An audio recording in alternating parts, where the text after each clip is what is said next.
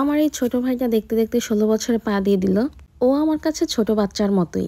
ওরা চিটাগংয়ে থাকে। ওরা যখন বাড়িতে আসতো বা আসার আগে আমরা এত এক্সাইটেড থাকতাম, এত এক্সাইটমেন্ট নিয়ে থাকতাম যে ওরা কখন আসবে, মেনলি ও কখন আসবে। দেখতে দেখতে বাচ্চাটা 16 বছর হয়ে গেল।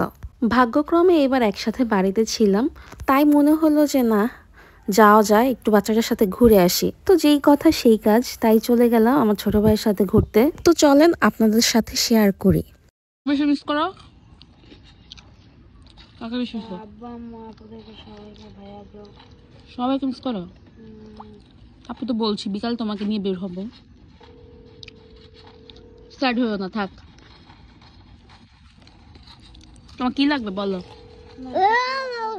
কিছুই লাগবে না?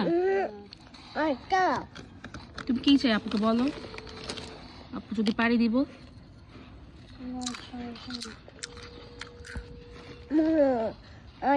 আসসালামু আলাইকুম এভরিওয়ান। সবাই ইন্ট্রো দেখে অন্তত বুঝে গিয়েছেন যে আমি কি ধরনের ব্লগ দিতে যাচ্ছি। তো আমরা ঘোরাঘুরির উদ্দেশ্যে বের হয়ে গিয়েছিলাম। সেই ফাঁকে যে একটু করে ক্যাপচার করে নিয়েছিলাম।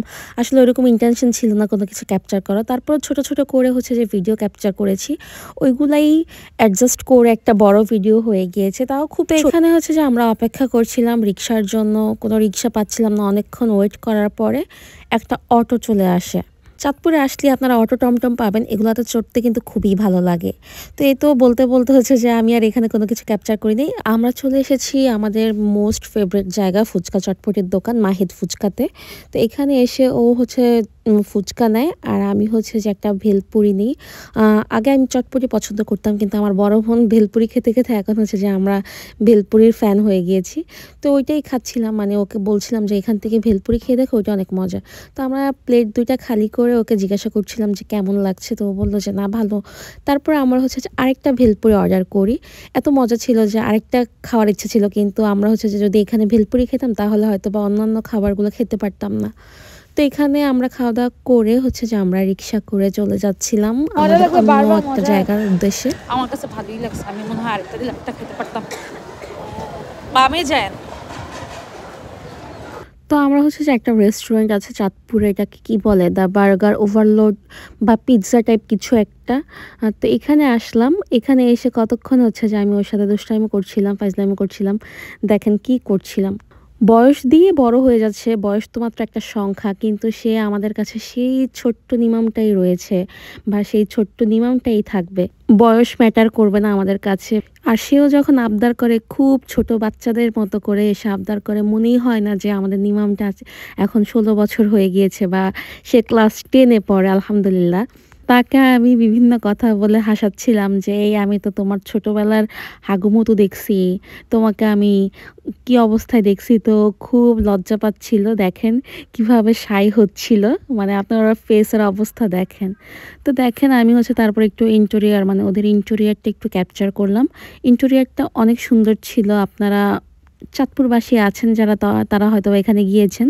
আমার কাছে মোটামুটি ভালোই লেগেছে। তো আমরা এখানে কি বলে এটাকে, চিজি প্যানিক নামের একটা পাস্তা ছিল। ওই পাস্তাটা এত বেশি মজা ছিল। আর এই র্যাপটা অনেক বেশি মজা ছিল। এই জিনিসগুলো আমার এই ফার্স্ট টাইম ওদের কাছে ট্রাই করা। এর আগে আমরা পিৎজা, চাউমিন এগুলো ট্রাই করছিলাম। তো আমরা যে ওকে আমি যে ওকে জিজ্ঞাসা করছিলাম যে এটার টেস্ট কেমন। লিটারালি এটার টেস্ট এত বেশি মজা ছিল, এত বেশি মজা ছিল, আসলেই অনেক বেশি মজা ছিল। মানে আমি খুব, মানে চাঁদপুরে বেক পাস্তা কয়েক বছর পর খেয়েছি, কিন্তু আমি ওদের পাস্তার ফ্যান হয়ে গিয়েছি। তারপর আমরা এখানে একটা ছোট সাইজের কি বলে এটাকে, বারবিকিউ পিৎজা অর্ডার করি। পিৎজাটাও মোটামুটি ভালো ছিল। আমরা যেহেতু ওভারলোড ছিলাম, তাহলে আর খেতে পারছিলাম না আর কি। তারপরে যে ট্রাই করছিলাম খাওয়ার, শেষমেশ যে পার্সেল নিয়ে নেওয়া লাগে।